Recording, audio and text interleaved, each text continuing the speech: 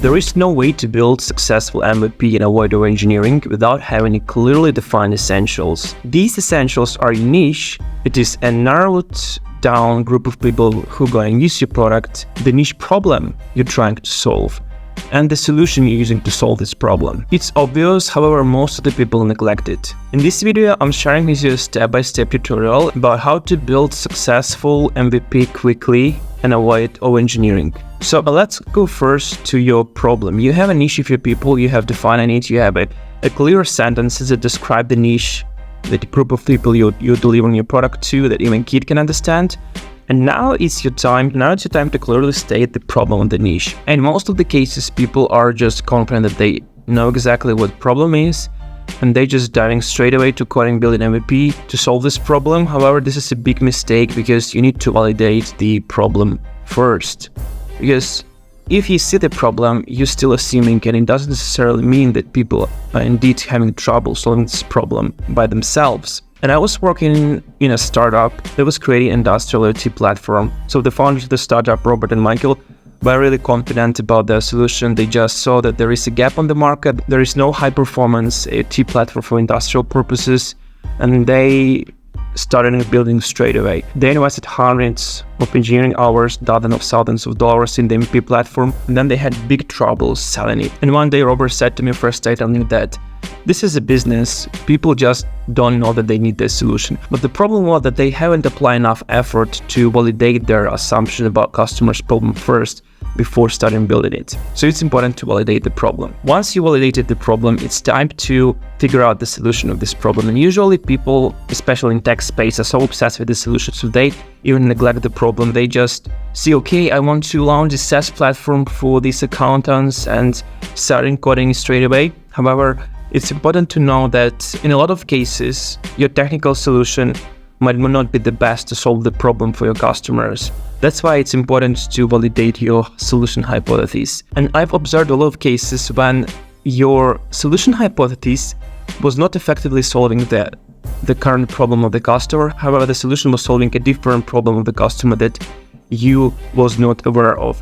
For example, in Lean Startup book, Eric Rice describes his venture experience with IMVU, social media platform that they were launching those days. And initially the ideal platform was that they will provide the entertaining and animated way of communicating with people by using customized avatars. So they will make internet communication more. They have validated the problem hypothesis, and they have understood that people indeed are boring typing with their friends in old school chats, and they want something more entertaining. So they have created a prototype of IMVU platform, and then they were validating their solution hypothesis by gathering focused group.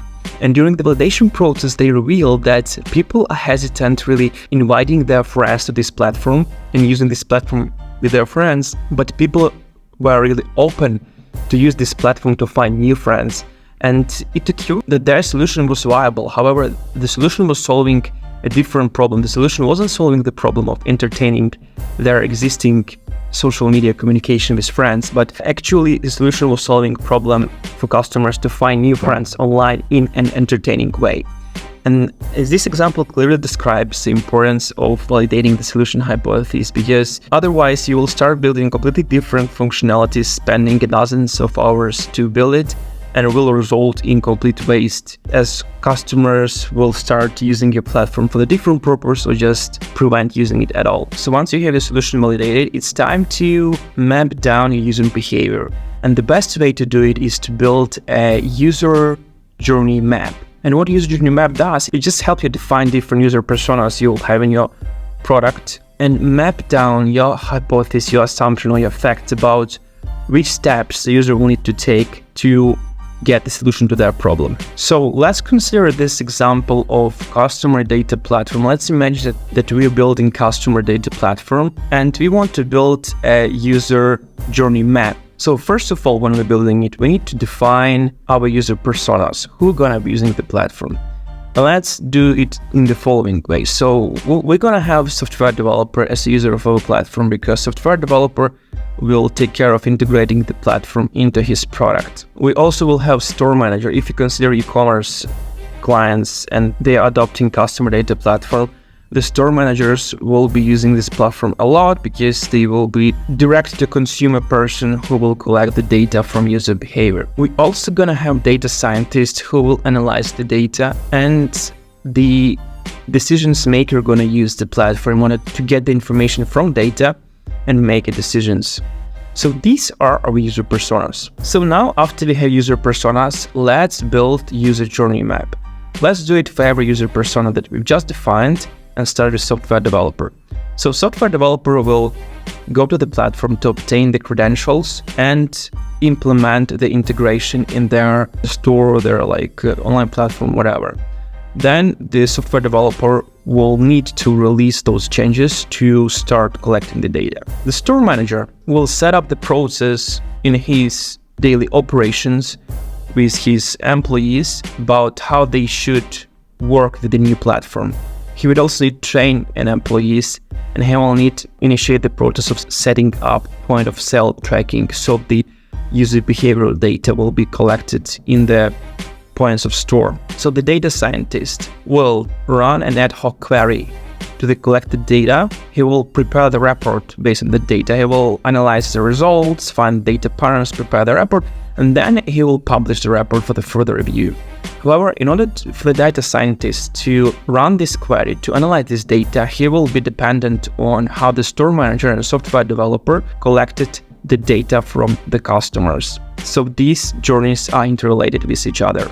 Now let's define the final journey of the decision maker. So our decision maker will receive the report, he will analyze the data, think about it, and maybe it will be sufficient, but maybe he will ask for additional data. So this data won't be sufficient and he will need more data or more clarification of the data. He will make some request. So he will go back to the data scientist and ask him to improve the report. So data scientist will go through this flow again, run that query, prepare the new report, publish the report, and then he will send the report to the decision maker again. And after that, the decision maker will receive the report, analyze the data. If everything is fine, he will make a decision based on the data. So, and this is the user journey map for the customer data platform product for the user persona that we've defined. So we've just mapped down our assumptions about possible user behavior. So now we have all this map. And in most cases, most of the startups, what are they doing? They're starting building all of this in coding. And this is, again, a big mistake because this map is built based on assumptions. And if we start coding all of these, we waste a lot of engineering time, a lot of money, and we will result in 80% of the waste. So in order to prevent this waste, we need to, first of all, highlight the main user journey that we have in this chart. And let's consider our map and figure out what is the main user journey here. In our case, the main user journey would be the step that provides the most value. And usually, in case of e-commerce stores, the most value for the e-commerce stores would be the time when they are making decisions. So they're making decisions about introducing a new campaign, making changes in their store, whatever. And the decision making happens by the decision maker. So in our case, decision maker would be the main user journey, because he is responsible for using this platform as his assistant, and thus he will use his customer data platform to make important decisions. So this is our main user journey, and this is the user journey that we are going to code, because this is the essential thing of a platform. Our platform provides the value through this user journey to our customer. So again, it's very important to validate your problem and solution hypothesis before building something, because that way you will be able to understand what is your essential feature and what should be included in MVP and built in the best possible way. So now we have the main user journey, and we understand that the main user journey could not exist by itself, because in order for a decision maker to use the data to make decisions, he will need to obtain this data. So there are secondary necessary user journeys, user flows that needs to be also included in our platform in order to function. Because if the data won't be collected, the decision maker won't have the data and won't be able to make the decision. So let's consider the remaining user flows that we have and figure out how we can simplify them so they will help the main user journey to function well. And in this case, in MVP, we also might want to narrow down the amount of user journey. So for instance, you want to start with e-commerce only without the brick and mortar store. so we can completely eliminate the store manager. So now we simplified our user journey, and we might want to figure out how we can have this functionality in our platform with almost no effort without spending a lot of time to engineer and build it. As far as it's not our main user journey, but it's the secondary necessary user flows, at the beginning we should not spend a lot of time caring about it. We just want it to work in the easiest way possible. And for that reason, we just need to find the easiest creative alternatives for it. And for that reason, we're going to search the no-code replacements for the secondary user flows. That way, our secondary user flows might be changed a bit. For instance, in our MVP, we would not provide the out-of-the-box functionality to setting up the integration of the platform. However, what we will do, we'll create a documentation so the software developer will be able to extract the customer data from his e-commerce platform and upload this data into data warehouse. And then the data scientist would run the ad hoc query against the data warehouse, prepare the report, and publish the report to the decision maker. In that case, we don't need to implement the functionality for integrating our CDP platform with the e-commerce store, because this process will happen manually at the beginning. And also, we don't need to build the functionality for data scientists. We can just use some existing data warehouse solution and just wrap it with our software developer will upload the data to that warehouse, and the data scientists will run the queries against that data warehouse. So we don't need to code here anything. We have a completely no-code solution here. And why are we doing that? Because these are all assumptions. We don't want to waste a lot of engineering efforts building assumptions. We want to have them in front of our client as soon as possible to start better understanding the client needs on practice. So this is how our final user flow will look like. So the black user journey is one that we're going to build to code with our developers.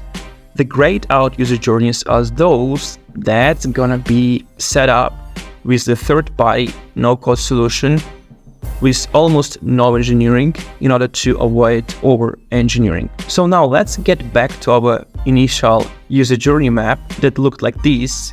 And imagine that you have built all of this and figured out that 90% of this is waste, and you spent dozens of dollars on engineering it and understood this is waste. Of course, you got the learning from the market. However, if you run through all the process that explained in the video and build the resulting user journey like this, you will achieve the same learning, but with 80% less effort, less money, and 80% quicker. So, and this is the final process of how to build an MVP platform without over-engineering. This starts with validating the problem, validating the solution, building user journey map, highlighting the main user journey, identifying secondary user flows, figuring out no-code replacement for secondary user flows, building engineering the main user flow, and set up the secondary user flows.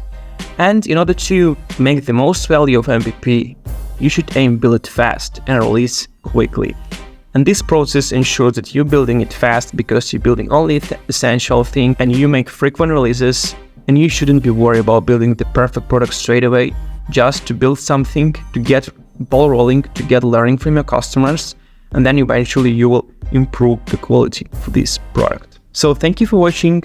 If you want to watch more, click here. Also, if you want to learn more about different techniques about how to launch a successful startup with the fewest efforts and resources possible, make sure to subscribe to my channel, where I'm releasing a lot of different valuable tip tutorials, ensuring my and other startup experience. Thank you so much, and if you like this video, click the like button.